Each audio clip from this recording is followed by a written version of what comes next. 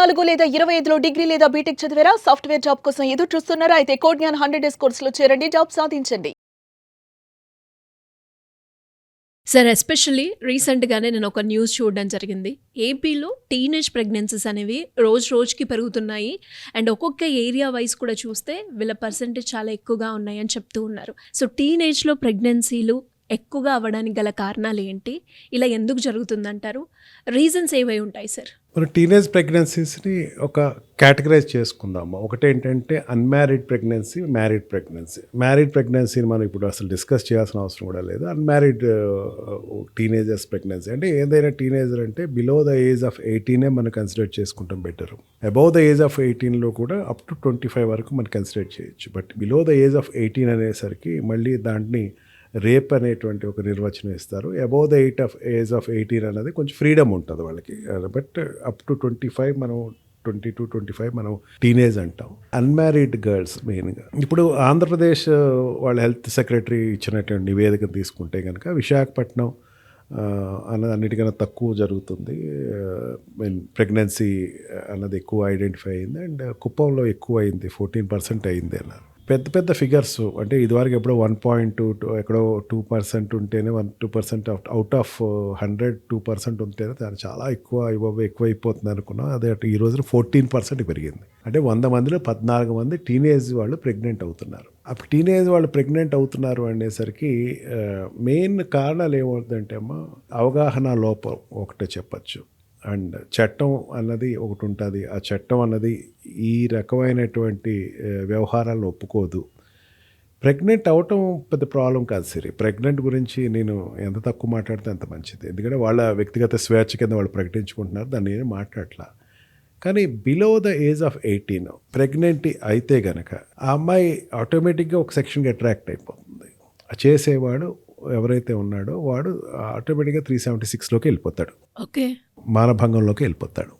ఇద్దరు ఇష్టపడకపోయినా సరే మానభంగంలోకి వెళ్ళిపోతాడు. ఇంకా టీనేజర్స్ వచ్చేసరికమ్మా యాక్ట్ చాలా క్లియర్గా చెప్తుంది ఏంటంటే డిశ్చార్జ్ ఆఫ్ ప్రెగ్నెన్సీ అనేది వాళ్ళ చేతిలో ఉండదు. ఓకే, అంటే డాక్టర్ ఎవరైతే ప్రెగ్నెన్సీని అబార్ట్ చేయాలో వాడికి రైట్ ఉండదు. అంటే వాడు దొంగతనంగానే చేయాలి. ఓకే, లీగల్ పరంగా ఇది కరెక్ట్ కాదు. లీగల్ పరంగా యాక్సెప్టబుల్ ఈ ప్రెగ్నెన్సీ డిశ్చార్జ్ అనేది ఇద్దరు కపుల్ దగ్గర నుంచి యాక్సెప్టెన్స్ కావాలి. వీళ్ళు మ్యారీడ్ కాదు కాబట్టి వాళ్ళు వాళ్ళకి ఎంతవరకు అంటే డాక్టర్స్కి ఇచ్చినటువంటి పారామీటర్ ఏంటంటే వైఫ్ అండ్ హస్బెండ్ ఇద్దరు పర్మిషన్ తీసుకుని ఏదైనా హెల్త్ గ్రౌండ్స్, బేబీకి ఏదైనా హెల్త్ గ్రౌండ్స్ అన్నది ఇబ్బంది ఉంది, లేకపోతే మదర్కి హెల్త్ గ్రౌండ్ ఇబ్బంది ఉంటేనే మాత్రమే వాళ్ళు అబార్ట్ చేయడానికి రైట్ ఉంటుందమ్మా. ఇప్పుడు ఏమైపోతుంది, ప్రెగ్నెంట్ అయిపోతుంది అమ్మాయి. ప్రెగ్నెంట్ అయిపోయిన తర్వాత అబార్ట్ అన్నది మళ్ళీ వాళ్ళ చేతిలో ఉండదు, డాక్టర్ చేతిలో ఉంటుంది. డాక్టర్ అన్న వాళ్ళు అబార్ట్ చేసేటప్పుడు ఏంటంటే ఈ పారామీటర్స్ చూస్తారు. ఇద్దరికి పెళ్ళి అయిందా, అవ్వలేదు, సరే నా హాస్పిటల్ రాకుండా వెళ్ళిపోండి అంటారు. గవర్నమెంట్ హాస్పిటల్ అసలు ముట్టుకోదు. ప్రైవేట్ హాస్పిటల్లో కూడా ఇద్దరు పెళ్లి కాకుండా ఈ అమ్మాయి ప్రెగ్నెంట్ అయింది, అసలు అబార్ట్ చేశాడు, మాకు రైట్ లేదండి, సారీ అని చెప్పేస్తారు. ఆటోమేటిక్గా ఏమైపోతారు, వీళ్ళు క్వాక్స్ దగ్గరికి వెళ్ళిపోతారు. ఇదివరకు మిడ్ ఉమెన్ అని ఉండేవారు, అంటే ఈ ఆయాలు ఎవరో ఉండేవారు, వాళ్ళు వచ్చి వీళ్ళకి ఏదో చేయటం అండ్ ఆల్సో మెడిసిన్స్ కొన్ని మెడిసిన్స్ యూజ్ చేసి డిశ్చార్జ్ చేసుకుంటాం. And if that is failed pregnant carry చేయటం అండ్ పిల్లలు పుట్టడం, ఆ పిల్లవాడికి తండ్రి ఎవరైతే ఉన్నారో మ్యారేజ్ చేసుకుంటే వెల్ అండ్ గుడ్, స్టోరీ వీళ్ళండి వీడి క్లాస్కి వెళ్ళిపోయి. బట్ మ్యారేజ్ చేసుకోకపోతే అమ్మాయి అన్మ్యారీడ్ డాటర్కి అమ్మాయి కింద ఉండిపోయి పిల్లలు రావటం, ఇది కాన్సిక్వెన్సెస్ ప్రెగ్నెంట్ అయ్యేటువంటి ఉమెన్ ఎక్కువ ఆలోచించట్లేదు అని ఆవేదన వ్యక్తం చేస్తున్నాం. 14% అవుతుంది కుప్పంలోనూ ప్రెగ్నెంట్ అంటే. అదే అలార్మింగ్ రేట్ ఎందుకు తీసుకోవాలంటే ఖచ్చితంగా డిశ్చార్జ్ ఆఫ్ ప్రెగ్నెన్సీ అనేది వాళ్ళ చేతిలో లేదు కాబట్టి. ప్రెగ్నెన్సీ అవ్వటం పెద్ద మహత్యం కాదు. ప్రెగ్నెన్సీ అయిన తర్వాత మ్యారీడ్ వాళ్ళ గురించి మాట్లాడలేదు, అన్మ్యారీడ్ గర్ల్ ప్రెగ్నెంట్ అయిన తర్వాత డిశ్చార్జ్ అవ్వాలి, డిశ్చార్జ్ చేసుకోవాలి, అబార్ట్ చేసుకోవాలంటే ఖచ్చితంగా వాళ్ళ చేతిలో ఉండదు. వాడు చేసుకుంటాడా, వచ్చినవాడు ప్రెగ్నెంట్ చేసినవాడు పెళ్లి చేసుకుంటేనే నువ్వు వాడితోటి ఒక స్టెప్ లిబర్టీ తీసుకుని ముందుకు వెళ్ళావా అనేది ఈ క్వశ్చన్స్ అన్నీ వచ్చేస్తాయి కదమ్మా. లేదు వాడు చేసుకోడు అనేసరికి మరి ఇప్పుడు డిశ్చార్జ్ ఆఫ్ ప్రెగ్నెన్సీ అనేది నీకు చేతిలో లేదు, బట్ క్యారీ చేస్తావా అంటే ఒక తల్లితనం అమ్మ ఎంతో అదృష్టం కానీ తల్లితనం రాదంటారు. పురాణాల్లో కానీ ఇతిహాసాల్లో కానీ తల్లి అవ్వాలంటే ఒక అదృష్టం ఉండాలంటారు. బార్న్ ఉమెన్ ఉన్న వాళ్ళు ఒక శాపం కింద ఈ రోజుకి సొసైటీలో ఉంది. తల్లి అయ్యేటువంటి అవకాశాన్ని, ఆ మహత్తరమైనటువంటి గడియని, ఆ మహత్తరమైనటువంటి అవకాశాన్ని ఒక రకమైనటువంటి విలాసంగాను ఏదో ప్లెజర్ కోసమనో వాళ్ళు డిసిషన్ తీసుకుంటున్నారంటే మనకి యువతి ఎక్కడికి వెళ్తుంది అంటే at present India is shouting and raising their voice for individuality of women.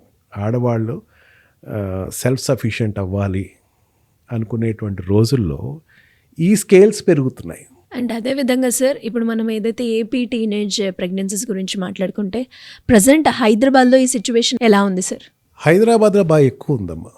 ఇంకా అంటే ఏపీ వాళ్ళ ప్రిన్సిపల్స్ వాళ్ళు హెల్త్ సెక్రటరీ ఏదో రిలీజ్ చేశాడు, బులెటిన్ రిలీజ్ చేశాడు కాబట్టి మనకు తెలిసింది. అదేదో యావరేజ్ అనేది 8% ఉంది, కుప్పం అనేది 14% ఉంది, విశాఖపట్నం 3% ఉంది అని చెప్పేసి. హైదరాబాద్లో ఈ రేషియో ఎక్కువ ఉంటుందమ్మా. ఎందుకంటే హైదరాబాద్కి ఎక్కువ వచ్చేవాళ్ళు వలసదారులు ఎక్కువ మంది ఉంటారు. అనేక రాష్ట్రాల నుంచి, అనేక ప్రాంతాల నుంచి, తెలంగాణ మిగతా జోన్స్ నుంచి వచ్చేవాళ్ళు ఎక్కువ మంది ఉంటారు. ఇక్కడికి వచ్చిన తర్వాత మీకు ఒక చిన్న లైన్ గీస్తే కనుక విశాఖపట్నంలో 3.3 ఉంది. అక్కడ కూడా వలసదారులు ఉన్నారు, అక్కడ కూడా కొంచెం డెవలప్డ్ జోన్. హైదరాబాద్ అంత వలసదారులు లేరు అక్కడ. ఇక్కడికి అవకాశాల కోసం వచ్చేటువంటి అమ్మాయిల రేషియోస్ చూసుకుంటే కనుక చదువు కోసం వచ్చేవాడు ఉంటారమ్మా. హయ్యర్ స్టడీస్ కోసం ఇక్కడ బాగుంటుంది, డిగ్రీ ఇంటర్ తర్వాత హయ్యర్ ఎడ్యుకేషన్. అండ్ నెక్స్ట్ వచ్చేది ఏంటంటే కోర్సెస్ కోసం వస్తారమ్మా. ఏదైనా కోర్స్ చేద్దాం, దానివల్ల జాబ్ అనేది ఈజీ అవుతుంది అని చెప్పేసి. థర్డ్ జాబ్ కోసం వచ్చేవాళ్ళు ఉంటారు, టీనేజర్స్ ఎస్పెషల్లీ. వాళ్ళు ఎక్కడ ఉంటారంటే జనరల్గా వర్కింగ్ ఉమెన్స్ హాస్టల్స్లో ఉంటారు, లేదంటే కనుక షేర్డ్ రూమ్స్లో ఉంటారు. వాళ్ళు పేరెంట్స్ పరిధిలో తప్పుకుంటారు. పేరెంట్స్ దృష్టిలో వాళ్ళు కొంచెం బయటకు వస్తారని అర్థం. అప్పటివరకు ఏంటంటే ఆ పొదరిల్లోనూ తల్లి యొక్క సంరక్షణలోనూ వాళ్ళు ఉండేటువంటి ఆడపిల్ల ఒక్కసారి సిటీలోకి వస్తారు. సిటీలోకి వచ్చిన తర్వాత వాళ్ళు ఏమైపోద్దంటే నేను ఏది చేసినా తప్పు కాదు, నాకుండేటువంటి ఆలోచనలు, నాకుండేటువంటి కొన్ని కోరికలు నేను తీర్చుకోవాలి అనుకునేటువంటి భావన ఉన్నటువంటి వాళ్ళు పక్క వాళ్ళు బట్టి ఇంజెక్ట్ అవుతారు. వాళ్ళు డైరెక్ట్గా ఉండొచ్చు, లేకపోతే దాన్ని సప్రెస్ చేసుకుండొచ్చేమో, కానీ పక్క వాళ్ళు బట్టి నువ్వు ఎప్పుడున్నావు, సత్కాలంలో ఉన్నావు, పాతకాలంలో ఉన్నావు, తప్పేం కాదు, బాయ్ ఫ్రెండ్ ఉంటుంది తప్పేం కాదు, you can enjoy your life అని చెప్పేసి విచ్చలవిడిగా వాళ్ళని ఉండటానికి ప్రోత్సహించేటువంటి స్నేహితులు పక్కన ఉంటారు వాళ్ళు. లేకపోతే వాళ్ళని చూసి ఇమిటేట్ చేస్తారు, వాళ్ళకు ఉన్నారు నాకు లేదు, లేదంటే వలలో పడిపోతారు. ఇప్పటికీ కూడా నాకు అనిపిస్తూ ఉంటుంది, నాకు ఇద్దరు వెళ్తూ ఉంటే ఇప్పటికీ కిడ్నాపర్స్ అనుకుంటూ ఉంటాను. That person is kidnapping this girl. అంటే ఏదో రకంగా లోపరుచుకుంటున్నాడు. ఈ కొన్ని ఎడ్యుకేషన్ హబ్స్ ఉండేటువంటి జోన్స్లో ఎక్కువ మంది ఉంటారు మా వీళ్ళు. అండ్ సాఫ్ట్వేర్ డెవలప్డ్ ఏరియాలో కూడా బాగా ఎక్కువ మంది ఉంటారు. ఈ రకంగా ఏంటంటే వాళ్ళు they have to take some precautions at least. లేదు నువ్వు ఖచ్చితంగా విలాసంగా ఉందాం అనుకుంటున్నాను, ఉత్సాహంగా ఉందాం అనుకుంటున్నాను, నేను ఇక్కడ నా పరిధి దాడదాం అనుకుంటున్నాను అంటే then take some protections first. Protections తోటి ఉండు. అది కాకుండా సిటీలో, హైదరాబాద్ సిటీలో అన్లైక్ ఆఫ్ ఆంధ్రప్రదేశ్లో లివింగ్ రిలేషన్స్, లివింగ్ రిలేషన్స్ ఇక్కడ ఎక్కువ ఉన్నాయమ్మా. ఇప్పుడు లివింగ్ రిలేషన్స్ ఉండే జోన్స్లో ఏంటంటే ప్రెగ్నెన్సీ అయ్యేటువంటి ఫాల్స్ ప్రెగ్నెన్సీ అంటారు. ప్రెగ్నెన్సీ అంటే మన న్యాచురల్ ప్రెగ్నెన్సీ అనద్దు, మనం దాన్ని ఫాల్స్ ప్రెగ్నెన్సీ అంటారు. పొరపాటున వచ్చేసిన ప్రెగ్నెన్సీ. ఆ రకంగా ఫాల్స్ ప్రెగ్నెన్సీ వచ్చే అమ్మాయిలు ఎక్కువ మంది ఉంటారు. ప్రెగ్నెన్సీ వచ్చిన తర్వాత డిశ్చార్జ్ చేయించుకుంటానికి నరకం చూస్తారు వాళ్ళు. ఏంటంటే ఒక రకమైన సైకలాజికల్ ట్రామాలోకి వెళ్ళిపోతారు. వాడికి ట్రామా, ఈ అమ్మాయికి ట్రామా. వాడికి ఏంటంటే లైఫ్ ట్రామా, అమ్మాయికి ఏంటంటే దీన్ని ఎట్లాగే అబార్ట్ చేసుకుందాం అనే ట్రామా. క్యారీ ఆన్ చేసుకుంటారంటే క్యారీ ఆన్ చేసుకునే వాళ్ళు 90% ఉంటారని చెప్పచ్చు. Hospitals are not ready to accept it. Corporate hospital ఎవ్వరూ కూడా యాక్సెప్ట్ చేయరమ్మా. చిన్న హాస్పిటల్లో కూడా వాడు వెరిఫై చేస్తాడు. హైదరాబాద్ సిటీలో బాగా ఎక్కువ మంది ఉన్నారు. అక్కడతో ఏమైపోద్దంటే చాలా వరకు ప్రెగ్నెన్సీ వచ్చిన తర్వాత తన లైఫ్ అక్కడ ఆగిపోద్ది. మళ్ళీ ఊరెళ్ళిపోయి మళ్ళీ ఏదో ఇంట్లో వాళ్ళు చెప్పిన సంబంధం చేసుకుంటాం, లేకపోతే ఇంకా అన్మ్యారీడ్ కింద ఉండిపోవటం అనేది చాలా ఎక్కువ సిటీలో కనపడుతూ ఉంటుంది. నా దగ్గర వచ్చే కేసెస్ కూడా ఎక్కువ కనపడతాయమ్మా. నేను మోసపోయాను, ఏదైనా చేయండి, హెల్ప్ చేయండి, నాకు ఏదో రకంగా నాకు హెల్ప్ చేసి పెట్టండి, నేను మోసపోయాను పలానా వాడితోటి, నేను I even got pregnancy, suicide తప్ప వేరే గచ్చింతం లేదు. సిరి ఇక్కడ లైన్ ఒకటి చూసుకుందాం. ఈ అమ్మాయికి సెకండ్ ఆప్షన్ ఏంటంటే లాస్ట్ ఆప్షన్ సూసైడ్ పెట్టుకుంటారు. అభం శుభం ఎరగకుండా ఊర్లోంచి ఇక్కడికి వచ్చేసేసి ఇక్కడ లైఫ్ స్టైల్లో ఉండి ఇక్కడ స్టైల్లో వాళ్ళు ఏంటంటే ఇది ఫ్యాషన్ అనుకుని పబ్స్కి వెళ్దాము, లేకపోతే మనం ఆల్కహాల్ తీసుకుందాము, విచ్చలవిడిగా ఉందాము, మగవాళ్ళతో ఉందాము అని చెప్పేసి అనుకున్న అమ్మాయి ఎక్కడికి వెళ్తుందంటే ఎండ్ లైఫ్లోకి వెళ్ళిపోతుంది, ప్రెగ్నెన్సీ తెచ్చుకుని సూసైడ్కి వెళ్ళిపోతుంది.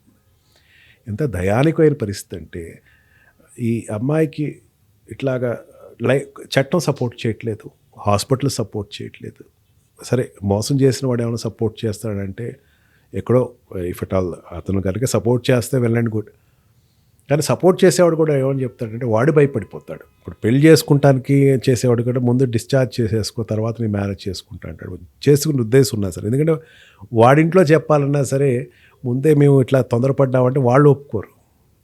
ఏ రకంగా చూసుకున్నా సరే ఈ విషయంలో మాత్రం ఒక ఎత్తు ఆడవాళ్ళు జాగ్రత్త పడటం మంచిది అనిపిస్తుంది శ్రీ నాకు. డెఫినెట్గా సార్, మీరు అన్నట్టుగానే. అండ్ చిన్న వయసులో కనుక ప్రెగ్నెన్సీ తీసుకోవడం వల్ల మనము లీగల్ పరంగా మాట్లాడుకున్నా, హెల్త్ పరంగా మాట్లాడుకున్నా అన్ని రకాలుగా డ్యామేజ్ తప్ప ఎలాంటి ప్రయోజనం అయితే లేదు. ప్రతి ఒక్కరు కూడా జాగ్రత్తలు తీసుకోవాలి. అండ్ ఎస్పెషల్లీ ఇలాంటి సిచ్యువేషన్ ఫేస్ చేయకుండా ఉండడమే చాలా మంచిది. Thank you sir, thank you so much.